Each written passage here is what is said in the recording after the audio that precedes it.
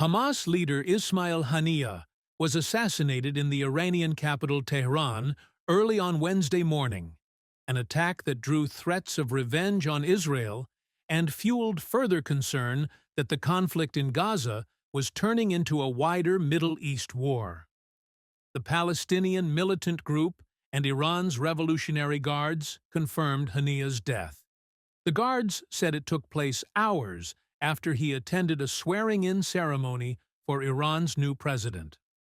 Although the attack was widely assumed to have been carried out by Israel, Prime Minister Benjamin Netanyahu's government made no claim of responsibility and said it would not make any comment on the killing.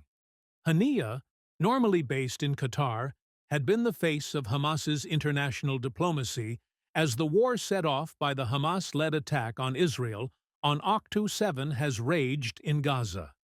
He had been taking part in internationally brokered indirect talks on reaching a ceasefire in the Palestinian enclave. The assassination took place less than 24 hours after Israel claimed to have killed a Hezbollah commander in the Lebanese capital Beirut in retaliation for a deadly strike in the Israeli-occupied Golan Heights. The latest events appear to set back chances of any imminent ceasefire agreement in the nearly 10-month-old war in Gaza between Israel and Palestinian Hamas.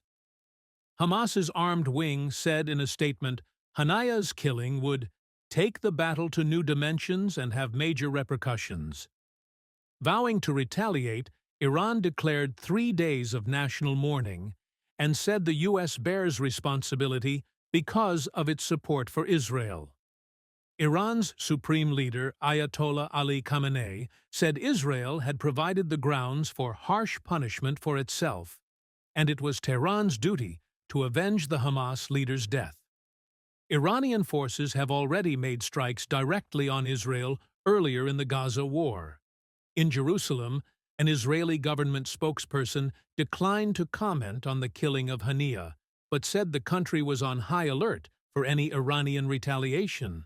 Spokesperson David Mencer told a briefing with journalists that Israel was committed to Gaza ceasefire negotiations and securing the release of Israeli hostages held by Palestinian militants in Gaza.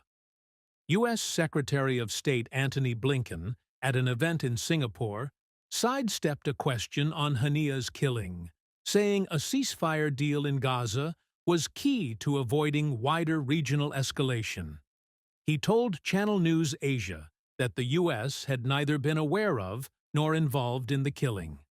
Israeli Defense Minister Yoav Gallant said Israel was not trying to escalate the war, but was prepared for all scenarios. Qatar, which has been brokering talks aimed at halting the fighting in Gaza along with Egypt, condemned Haniyeh's killing as a dangerous escalation of the conflict. Political assassinations and continued targeting of civilians in Gaza while talks continue leads us to ask, how can mediation succeed when one party assassinates the negotiator on other side? Prime Minister Sheikh Mohammed bin Abdulrahman Al Thani said on X, Egypt said it showed a lack of political will on Israel's part to calm tensions. China, Russia, Turkey, and Iraq also condemned it.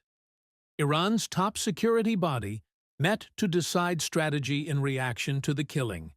A source with knowledge of the situation said. Palestinian President Mahmoud Abbas condemned the killing, and Palestinian factions in the Israeli-occupied West Bank called for a strike and mass demonstrations. In Israel, the mood was buoyant, as Israelis welcomed what they saw as a major achievement in the war against Hamas. Residents in besieged Gaza feared Haniyeh's death would prolong the fighting that has devastated the enclave. What a loss! We lost one of our very own, said Gaza resident Fatima al-Saati. Another neighbor, Hacham al-Saati, said, "This news is scary. We feel that he was like a father to us." Ceasefire talks falter. Appointed to the Hamas top job in 2017, Haniyeh has moved between Turkey and Qatar's capital Doha, escaping the travel curbs of the blockaded Gaza Strip and enabling him to act as a negotiator in the ceasefire talks, or to talk to Hamas's ally Iran. 3 of his sons were killed in an Israeli airstrike in April.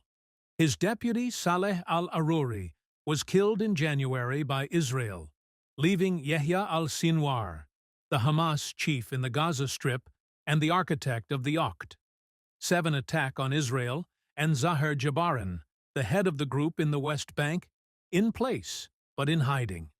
That assault by Hamas-led fighters killed about 100 to 200 people in southern Israeli communities, and some 250 people were taken to Gaza as hostages, Israeli tallies say.